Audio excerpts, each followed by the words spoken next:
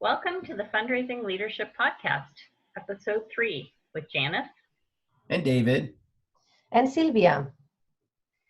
So this week we're going to talk about a great blog post that David recently wrote about how to hire and then also retain great fundraisers. So David, I'm curious, what made that come to mind for you? What are you passionate about this topic? That's a great question, Janice. I believe one of the most important things that managers and leaders do is, enroll others and hire others onto their teams. And that process of, hiring someone is so important to success. Yeah. And I definitely have some opinions about how to do that. Which Go ahead, tell us your opinions, David. Yeah, so thanks. So here's the thing. A lot of folks, when they interview people for positions on their team, they often are screening people for qualifications and experience. And that's like only the first step in a great interviewing process. All right, so that is absolutely essential. And you have to go farther than that. I'm asserting, this is the radical contention here, that especially in today's environment, that you actually have to interview people about their character and get to know them and what their qualities are like. Yeah.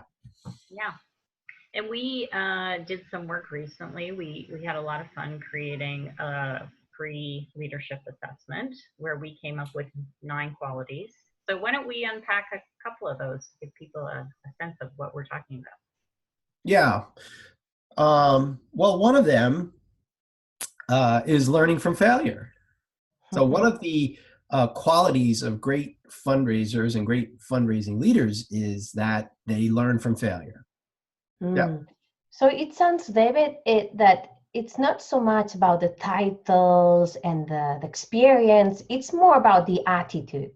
Yeah. So what are for you like the most important attitudes that needs to be considered when interviewing a potential fundraiser? Yeah, great question, Silvia. So like with this quality of learning from failure, you can ask a question like in an interview. So like, let's just back it up. So in the recruiting process, you want to screen people for qualifications, right? You want to look at their resumes and make sure they have the experience you're looking for. And then you want to maybe do some phone screening and talk about that to narrow down your field of possible candidates. But when you bring people face to face, I'm asserting that you have to actually interview them around their character. So for example, in learning from failure, like you can ask a question. So tell us a time when something failed miserably. First of all, that totally, like, people will have a very hard time confessing their failures. And if they're not willing to do that, then they don't have, humility. So there's another red flag for you. But if you can get them to say, well, here's a time when I failed and here's what I learned from it, then that's the essential quality, is they can actually remember their failures and then tell you, how they harvested all the learnings. Yeah.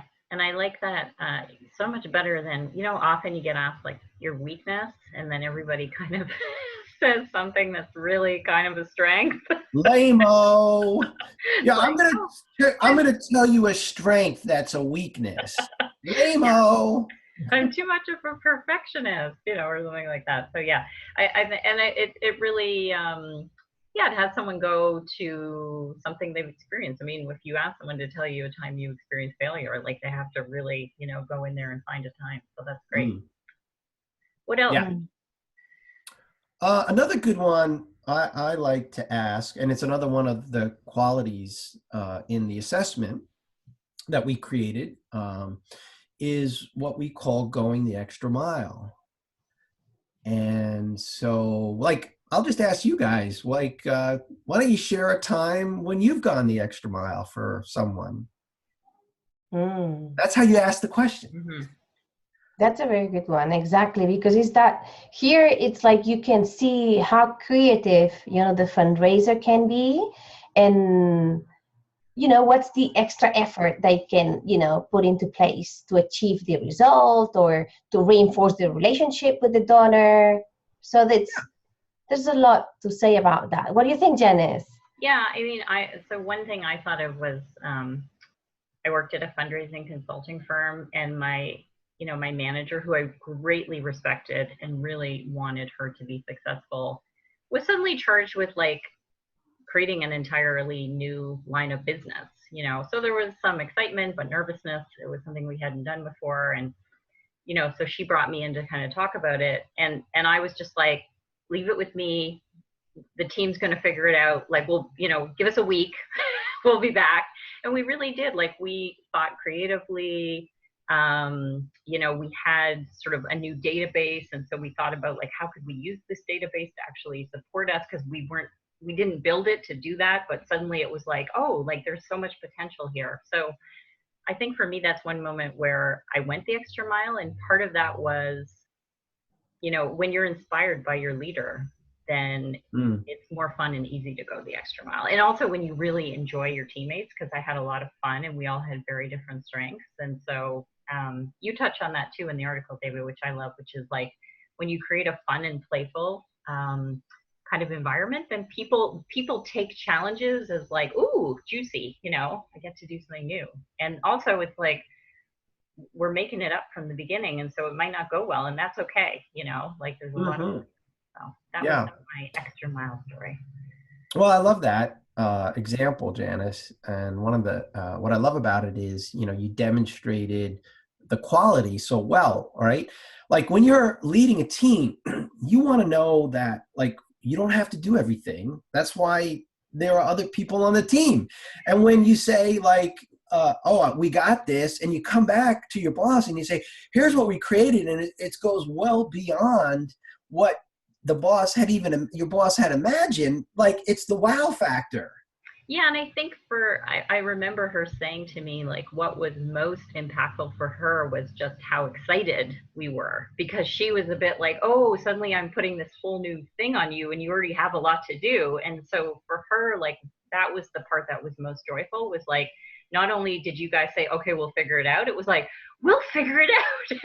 Yeah. And that, I think, is the extra. A lot of times the extra mile is like just doing your work in a way that's like much more inspired and positive. Because and it sounds like it requires like a lot of courage, like really taking risks and behaving as a leader. And as a leader, the fundraiser is always a choice, so you can make a difference by also enrolling the other people, as you are telling in your story. So it's not only about kind of receiving instructions, it's also about being a fundraiser who's living the print in the project, in the team, and of course, inspiring your colleagues and having fun, as you said.